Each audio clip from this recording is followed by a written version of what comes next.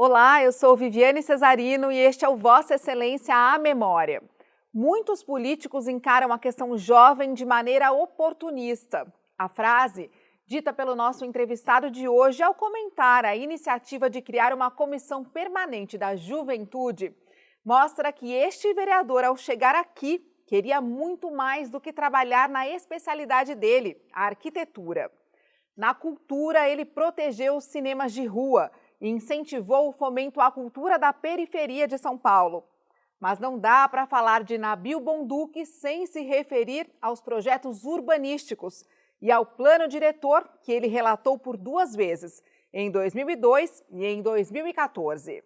Nabil Bonduki foi vereador entre 2001 e 2004 e depois entre 2013 e 2016. É professor da USP e também foi secretário municipal de cultura na gestão de Fernando Haddad. Além disso, foi superintendente de habitação popular no governo de Luiz Erundina. Que honra receber o senhor. Muito obrigada pela presença. Eu que agradeço. É um prazer estar falando com você. A gente está falando aqui de 2 temporadas distintas, né? Que tem aí um intervalo de 10 anos praticamente. Foram 2 homens diferentes que passaram por aqui? Olha, não vou dizer que eram diferentes, não. Eu vejo os 2 mandatos como uma continuidade.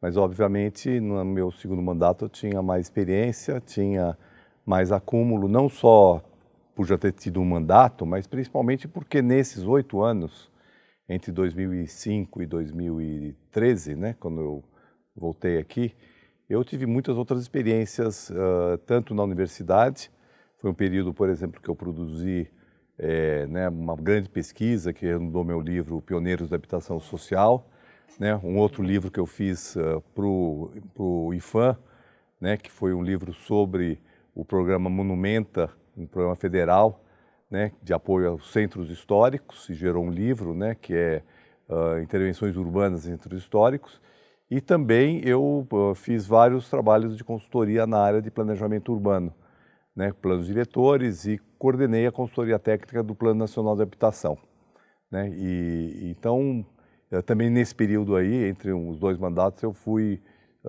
secretário de Ambiente Urbano do Ministério do Meio Ambiente. Então, na verdade, entre esses 2 mandatos, eu tive uma experiência que ampliou muito a minha visão. Aliás, como o meu primeiro mandato também ampliou muito a minha visão, que quando eu chego aqui em 2001, eu ainda era, vamos dizer assim, uma pessoa muito ligada, exclusiva, eu sempre continuei ligado à questão da habitação, mas era muito ligado à área da habitação, né? Tinha tido uma experiência grande no governo da Luiz Erundina, coordenei os programas de habitação social, como os mutirões com autogestão, né, como os primeiros projetos de habitação em área central e várias outras experiências importantes de habitação. E no meu primeiro mandato, eu diria que teve pelo menos 2 grandes áreas que eu atuei, né? Uma delas no plano diretor, a relatoria do plano diretor, e a outra foi essa relação com a cultura, que começou assim, muito vinculada à questão da juventude, né? Essa questão da juventude me surpreendeu demais, né? Porque foi uma iniciativa que o senhor bancou aqui com tudo. Bom, vamos só falar desse começo, né? Dessa chegada do senhor. Quando o senhor chegou, era uma grande bancada do PT, eram 16 integrantes, né? Dessa base da prefeita Marta Suplicy. O senhor chegou falando muito em fim de voto secreto, era uma bandeira que o senhor já levantou de cara aqui, né? O senhor classificava muito, o senhor subia muito na tribuna para falar da situação do uso do solo paulistano, que o senhor falava que era caótica. Mas essas coisas, como a gente estava conversando antes de começar, a gente já sabia que o senhor ia falar, que o senhor é um arquiteto. Agora, a questão da juventude me surpreendeu, porque essa comissão permanente da juventude abriu as portas para os jovens aqui dentro. Como é que foi isso? Olha, acho que em primeiro lugar isso vem um pouco da minha relação com os estudantes, né? Que eu sou professor, como professor. Eu sou professor desde 75, né? Já quase 50 anos, né? Comecei como eu era estudante ainda, dando aula no cursinho do Objetivo. Depois eu dei aula na Belas Artes, dei aula em Taubaté, dei aula em São Carlos. Quando eu entrei aqui, inclusive, eu era professor da USP em São Carlos. E tinha muitos estudantes da USP, na época, né, que tinham uma relação comigo. Então, eu tinha uma relação com os estudantes. Quando surgiu a oportunidade de formar essa comissão permanente da juventude, e nós tínhamos uma clareza naquela época de que a questão da juventude era uma questão muito importante no Brasil. Né? No Brasil, em 2001, quando a gente forma a comissão, 27% da população eram jovens. Mudou muito hoje isso. Diminuiu a quantidade de jovens na nossa pirâmide. Aquele boom, né, do crescimento populacional no Brasil, naquele momento ele estava exatamente na juventude. Então, nós abrimos, e essa comissão foi uma comissão de escuta. Né? Chamamos os jovens para serem ouvidos na Câmara, fizemos visitas a grupos juvenis e, bom, isso gerou uma publicação, né, que chama Um Ano de Juventude na Câmara, né, uma publicação importante que eu acho que é um registro, né, das várias áreas. Então a gente discutimos aqui temas como educação, saúde. Que eles tinham voz, eles podiam falar. Não, podiam não, eles eram que falavam. Né, era um espaço para eles falarem. E aí, em decorrência, e a gente tinha muita clareza que a partir dessa escuta, nós iríamos pensar em políticas públicas para a juventude.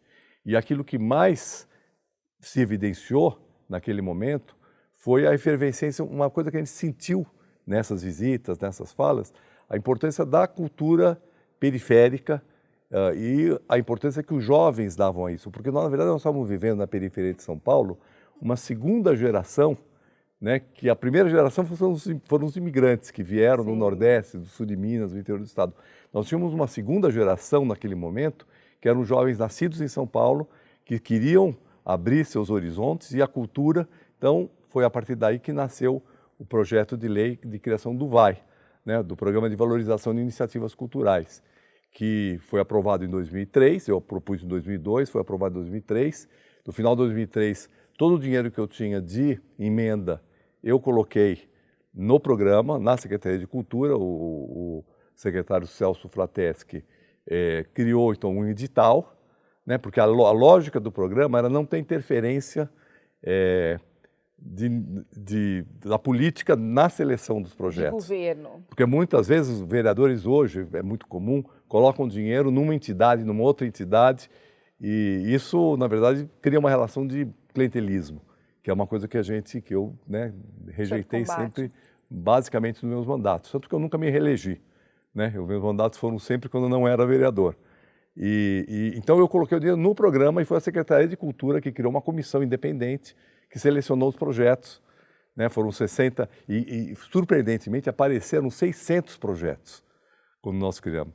E aí nós tivemos uma parceria com o Instituto Polis, que fez uma espécie de curso de formação para o pessoal, porque no fundo eu sempre digo o seguinte: o VAI assim, é a porta de entrada do jovem, não só na cultura, na elaboração de projeto, na questão de redigir. Então eles tinham que redigir um projeto. Né? Outra coisa importante do VAI é que ele podia se fazer pessoa física e não só pessoa jurídica. Né? Então isso era muito mais fácil para o jovem propor, porque ninguém tem pessoa jurídica. E foi um projeto inovador nesse sentido, porque eu acho que é o primeiro projeto, e acho que até hoje é um dos poucos, que dá apoio para a pessoa física e não para a pessoa jurídica. E aí houve uma grande ampliação, né, no VAI. O VAI hoje já apoiou mais de 2.500, 3.000 projetos. Eu diria que o crescimento da cultura periférica em São Paulo, em grande parte, deve ao VAI e a esse processo aí. Vou só voltar na questão do jovem, né? Porque eu separei um trecho aqui do Folhatim, que era um caderno da Folha de São Paulo para os adolescentes e para os jovens, né, da época de 2001. O senhor falou assim, ó: precisamos renovar a linguagem política que é muito cifrada e afasta o jovem, e atingir não só o universitário, mas o jovem da periferia. Então essa era a preocupação mesmo do senhor quando o senhor chegou aqui. Né, falar diretamente com esse jovem, trazê-lo para cá, né? E o senhor acha que deu certo, que o senhor conseguiu fazer isso? Acho que deu certo. Só a gente vê a pujança da cultura periférica hoje para a gente ver como deu certo.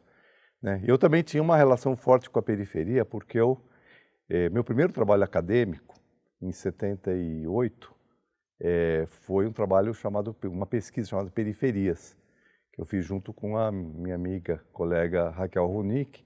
Foi uma pesquisa grande que a gente fez no levantamento periférico. Então, eu tenho essa relação minha com a periferia antiga, e naquele momento, eu acho que a periferia passava por uma grande transformação e a juventude e a cultura tinha muito a ver com isso. Sim. Agora, isso que eu falo aí tem muito a ver com quando eu entro aqui na Câmara, a ideia da renovação, porque hoje, mais recentemente, se falou muito de nova política, de renovação da política, etc. Mas você citou algumas coisas que eu até já não lembrava mais, a defesa do voto aberto, né, sem ser voto secreto, a questão de dar voz para as pessoas, de apoiar a cultura, a democracia participativa. Esses elementos todos são elementos que naquele momento eram muito importantes para a renovação, né? E a eleição de 2000, que é a eleição da Marta, né, que quando eu fui eleito, foi uma eleição que as pessoas queriam a renovação na cidade, queriam a renovação na cultura política. Nós viemos aquela questão da máfia dos fiscais, sim, né? Sim, de 99. Daquele governo do Pita, que foi muito marcado por corrupção, por denúncias e tudo. Então, foi nessa... E eu acho que eu só fui eleito naquele momento por conta disso. Porque, na verdade, aquela eleição, eu não fui apoiado por nenhum deputado estadual, federal, né? Eu não tinha recursos, eu acho que não gastei quase nada na campanha. Foi uma campanha muito militante, uma campanha assim, de envolvimento num momento que o país... mesmo. Que a cidade estava querendo se renovar, né? E foi um pouco aquele momento que me fez ser eleito. Não sei, antes da gente entrar no plano diretor, né, que é a especialidade aí do senhor no próximo bloco, não sei se o senhor vai lembrar também que o senhor chegou defendendo aqui essa questão dos fios, né? O senhor falava muito desses fios, que o senhor não gostava, varal que o senhor falava, que quando o senhor viajava, o senhor ficava, né, triste de ver como São Paulo tinha os varais, os fios Pois é, e veja como esse assunto, isso aí fazem 22 anos. Exatamente o que eu pensei. E a né? gente ainda está discutindo isso. A gente está discutindo isso e estamos na estaca zero. Eu fiz um projeto de lei, que era exatamente um projeto para, né, a gente, enterrar a fiação. Esses fios. Na verdade, se discutia a questão de uma taxa, né? Eu dizia assim, em vez de se cobrar uma taxa de espaço aéreo, deve-se cobrar uma taxa, mas deve-se criar um programa que não se cobre a taxa desde que a concessionária possa enterrar os fios. E eles, chegou até a se discutir o preço disso, né, e conversar com as empresas, mas acabou não andando, né? Pois é. Na verdade, isso é um problema que até hoje está para ser resolvido na cidade. Espero que a gente consiga mais para frente resolvê-lo, porque não realmente... Mas o senhor chamou a atenção disso aqui lá atrás. Achei aqui na pesquisa. Bom, vou chamar então um rápido intervalo e no próximo bloco vamos para a especialidade da casa, né, gente? Contar essa experiência de ser relator de 2 planos diretores aqui na Câmara Municipal de São Paulo. Vossa Excelência, a memória volta já. Não sai daí, até mais.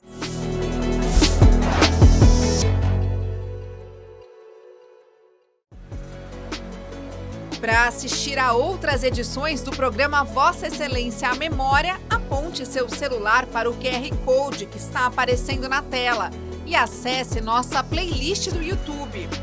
Rede Câmara São Paulo, sua conexão com a política da cidade.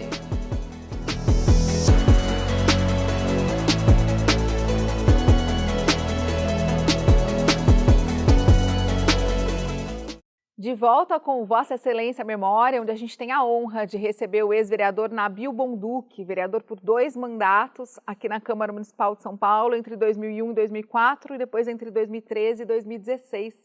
A gente vai falar justamente dessa experiência, né, que o senhor viveu ao longo desses 2 mandatos. Primeiro, porque o senhor foi relator do plano diretor nessas 2 vezes, né? Lá atrás, nessa primeira temporada do senhor, era a gestão da prefeita Marta Suplicy. O último plano diretor ele tinha sido aprovado pelo prefeito Jânio Quadros, em 88, por decurso de prazo, um instrumento que a gente já comentou aqui, resquício da ditadura, onde não tinha debate. E aí o senhor trouxe o debate para cá, para essa questão do plano diretor, um debate intenso, muitas mudanças, muitas polêmicas também, né, vereador? Qual que é a avaliação que o senhor faz desse primeiro plano aí que o senhor relatou? Olha, o primeiro plano foi muito importante, né, porque o plano diretor aprovado em 2002 foi um dos primeiros planos e o primeiro de uma grande cidade aprovado depois do Estatuto da Cidade. Ah, é verdade. O Estatuto da Cidade ele foi aprovado em outubro de 2001 e nós começamos a debater aqui o plano diretor de São Paulo no primeiro semestre de 2002. Né? Então, muitas inovações, né? Como eu já participava desde os anos 80 da luta pela reforma urbana, que era exatamente por instrumentos para fazer valer a função social da propriedade. E o plano diretor de 2002 introduz essa discussão, né, leis, por exemplo, como que hoje estão, né, funcionando, né, questões, instrumentos como, por exemplo, combater imóveis ociosos, né, a outorga Esse foi um dos onerosa, pontos mais polêmicos, dos mais né? polêmicos, e a questão da outorga onerosa, né, que era a questão de, né, o mercado imobiliário pagar uma contrapartida pelo uso mais intenso da cidade, com a verticalização. Foi muito polêmico, né? O mercado imobiliário não aceitava, houve um grande debate público aqui na Câmara, foi um debate, inclusive, de alto nível jurídico, né? Defendendo, então, que a gente poderia, então, criar, como o Estatuto da Cidade determina, na verdade, o coeficiente mínimo e máximo. E, então, isso começa a valer em 2002 e a gente consegue, em 2014, no segundo plano diretor, né, fazer com que toda a cidade tenha um coeficiente básico 1 e tudo que se construa acima de 1 se pague a outorga onerosa. Então, isso foi muito importante. Vários outros instrumentos do Estatuto da Cidade, de reforma urbana, vieram aplicados em 2002. Agora, 2002 também a gente eu sofri muito com um episódio que ficou muito falado na mídia, que inclusive abalou muito o meu mandato, a minha relação com a prefeita Marta Suplicy, inclusive, foi o episódio das emendas, né? Depois de ter feito um amplo debate público, ter conseguido avançar muito, conseguido garantir maioria para aprovar Depois de ter esses votado, instrumentos. né? Aprovado. Não tinha aprovado, foi no dia da aprovação. Foi no mesmo dia? No dia da aprovação, né? Uma reunião lá em cima, onde era a liderança do governo, né? Vieram o líder do governo, né? O vereador Mentor, com alguns vereadores, falando que só ia aprovar, depois de ter feito esse debate conceitual, esse debate importante para o Brasil, porque foi o que a prova em São Paulo nessa área repercute no Brasil todo, né? Nós só vamos aprovar se colocar aqui, levaram um caderno com 120 emendas, né, de mudanças pontuais de zoneamento. E o tempo todo a gente discutiu que não iam mudar o zoneamento no plano diretor, que o plano diretor pensava estrategicamente. Então foi um vai e vem. Isso eu lembro até agora, foi no dia, se não me engano, no dia 19 de agosto de 2002. E estava um mês e meio da eleição presidencial e se não aprovasse o plano diretor naquele momento, provavelmente não ia aprovar até o fim do ano, talvez não aprovasse mais, porque a maioria estava formada para aprovar. E aí foi uma guerra ali de posições. Eu falava, não aceito isso aqui não foi discutido. Aí ele falava, não, então não vamos votar. Aí o líder de governo, o mentor, falava assim, então reduz um pouco isso. Aí voltava menos. Aí no final ficou 12 emendas. Ele falava assim, não, se não puser isso aqui, nós vamos embora, vamos mandar as bancadas embora. Aí eu falei, olha, o plano diretor é muito importante, as emendas são besteira na cidade, né? São importantes, mas é coisa pontual. Então, tudo bem, mas eu vou no plenário, depois da aprovação, vou fazer uma declaração de voto dizendo que eu era contra essas mudanças, porque eu acho que isso tem que ficar registrado, né? E se você pegar as atas da Câmara, vai dizer que eu era contra. Bom, quando eu falo isso, a imprensa toda fala, que emendas são essas? Porque, na verdade... Cadê as emendas? Porque, na verdade, o que eles queriam é o seguinte, que aquelas emendas ficassem no meio daquele texto que tinha 300 artigos e ninguém ia perceber. Na verdade, eu que disse que tinha emendas. Aí virou um escândalo municipal. Ninguém achava os autores das emendas, gente. Pois é, porque estava no meio da... E aí, então, nós fizemos lá uma discussão, e aí eu resolvi, falei assim, também não dá para assumir isso, eu vou contar essa história. Acho que o meu mandato tem que ser baseado na transparência. Então, eu contei o que aconteceu, certo?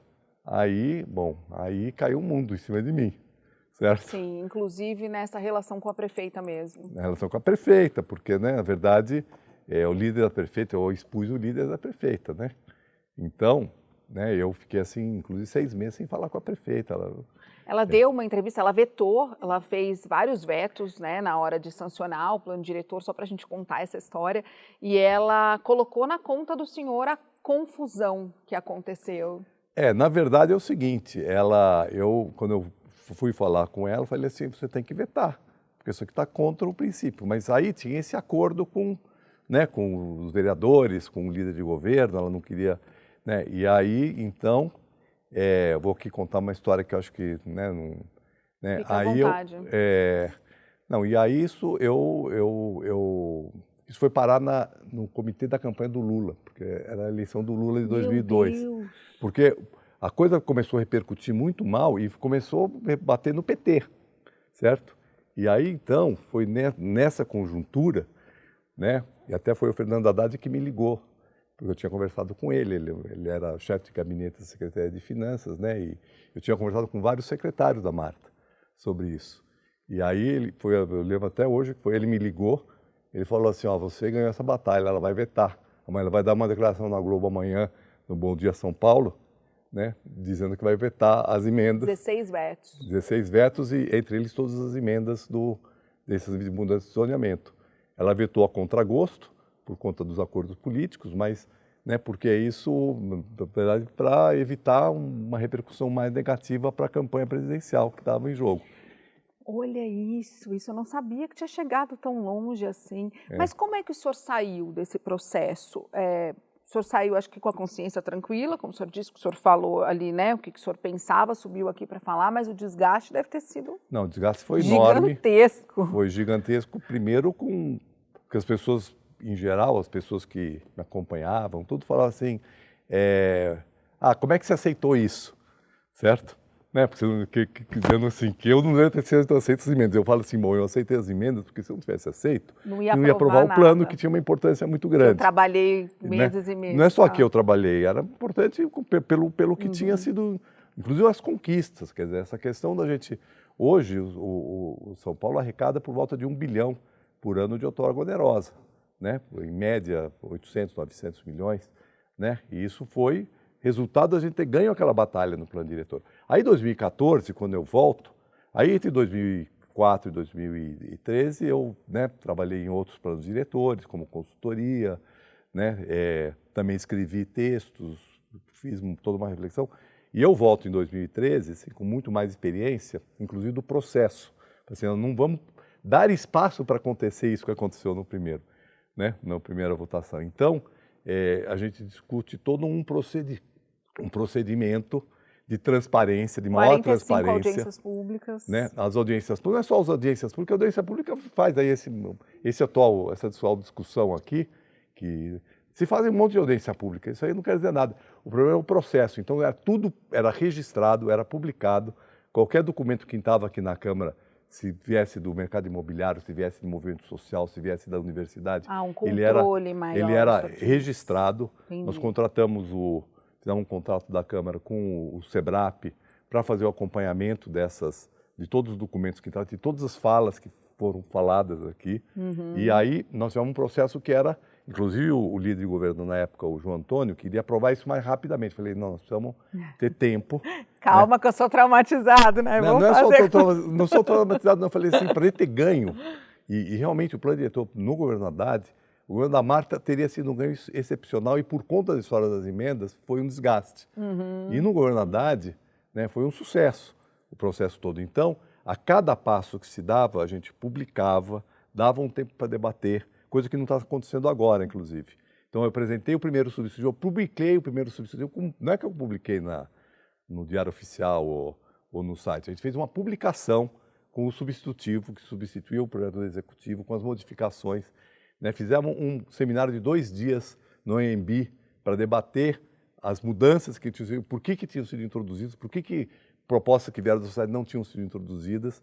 Aí nós, em função dessa segunda rodada de participação, nós fizemos um segundo substitutivo e eu falei, agora nós vamos ter que fazer o seguinte, nós vamos ter que fazer um período de discussão, ficou 10 dias em discussão, em plenário, o projeto, e aí, durante a discussão, podem ser apresentadas emendas, certo? Durante a discussão. Então, nós encerramos a discussão numa quinta-feira, né?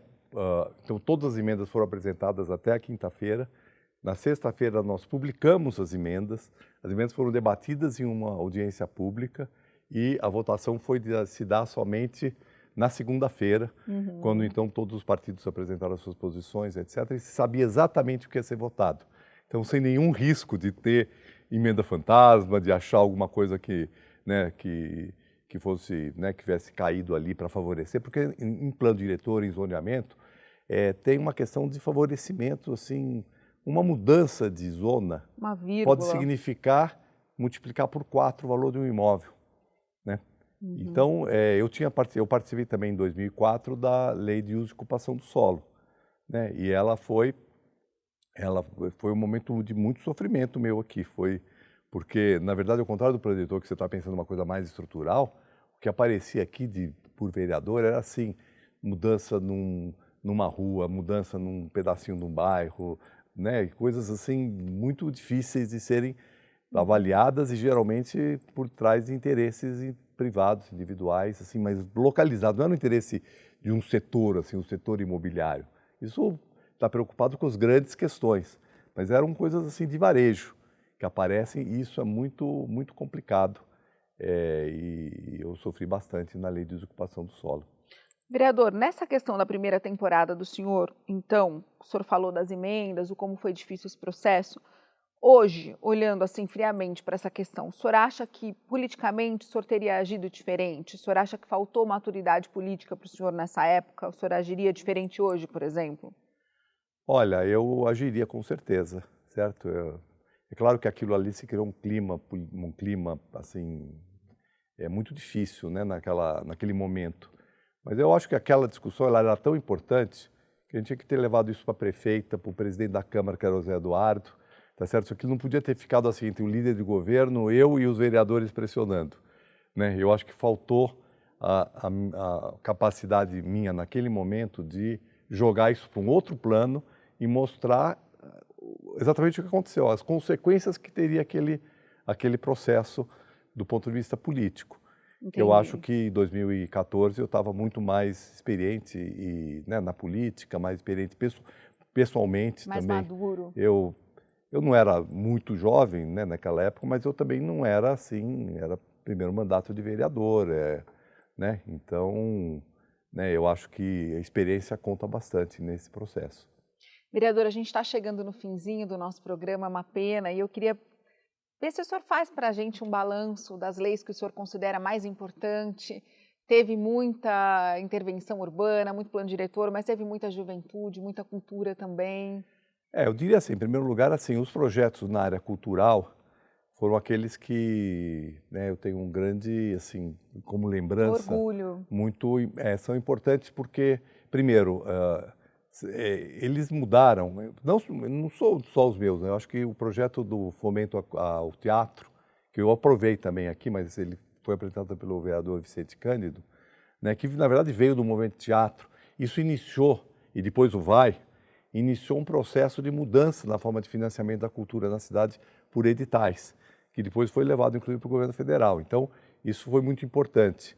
E teve vários projetos na área de cultura, né, a isenção, o cinema de rua, né, tem vários projetos que apoiam o cinema de rua, teatro de rua, né, teatros de rua, os projetos o projeto que não foi aprovado até hoje, que é de fortalecimento da cultura guarani, né, fortalecimento da cultura e do meio ambiente e da economia, que é hoje chamado Cinturão Verde Guarani, foi assumido. Muitos projetos foram assumidos pela sociedade, tanto que eu acho que eu aprovei mais projetos depois que eu saí da Câmara do que quando eu estava na Câmara. Porque quando eu saí daí, eu deixei muitos projetos aqui que nós não aprovávamos. Bons projetos que foram... E aí, então, eles foram assumidos em coautoria pelo vereador Suplicy. Foram acolhidos. Né, foram acolhidos e aí eles foram sendo aprovados. Então, né, aí tem... eu acho que tem um projeto importante que eu aprovei, que foi de colocar em nome da mulher a habitação. Né, outro projeto que foi muito importante, que é o projeto que tem a ver também com a questão urbanística, mas ele é mais do que isso, que é das ruas abertas, né, que né, foi elaborado. Depois nós tivemos o prefeito, quando eu fui secretário de Cultura, né, a gente fez o projeto da Paulista Aberta, e aí depois ele foi aprovado com várias questões que, na verdade, estão dentro do princípio da cidade para as pessoas. Isso tem a ver também com o Minhocão, né, que foi outro projeto dessa época. E muito da parte da cultura, ela foi para o plano diretor. Então nós criamos no plano diretor a ZPEC APC, que é essa que garante hoje o Cine Itaú Augusta, que até ontem teve uma votação lá no Compresp, né, o Cine Belas Artes, o Aldo Borogodó, isso está no plano diretor, mas vem da discussão da cultura, né? Então essa relação cultura e cidade, né? E também um pouco da questão do meio ambiente, né? Tem um projeto também muito importante que ainda tramita aqui, que é os catadores poderem receber como parte do serviço de limpeza urbana, está tramitando na casa aqui ainda, né, que é muito importante, porque eles fazem um serviço de limpeza, então o caminhão passa da empresa, ganha. O catador que passa, recolhe o material e leva para reciclagem, ele não ganha, ele ganha só com a venda do material lá na ponta, ele não ganha por estar limpando a cidade, né, por estar fazendo. Então, é um projeto muito importante, né, da área ambiental, que teve a ver também com essa minha experiência no Ministério do Meio Ambiente, né, que eu tratava da questão de resíduos sólidos. Então, eu né, tenho eu diria assim que pelo menos essas 4 áreas, né, que é urbanismo, né, incluindo habitação, mobilidade, cultura, meio ambiente, né, são as áreas e habitação, né, que já era a minha área acadêmica, são as áreas que eu atuei mais. Mas a cultura, eu só fui secretário de cultura por conta dessa experiência toda né, que a gente teve aqui na Câmara. Que bom que a gente pôde contar tudo isso, porque a gente olha para o senhor, a gente já lembra do plano diretor, né? Então, contar esse trabalho pela cultura, acho que é bem importante, bem válido também. Muito obrigada pela presença, muito obrigada por essas histórias e também por ter sido tão transparente ao contar como o senhor se sentiu na época da primeira aprovação do plano diretor aqui. Eu agradeço demais. Obrigado. Obrigada. E é isso, Vossa Excelência, a memória fica por aqui. Muito obrigada pela sua audiência. Até a próxima. Tchau.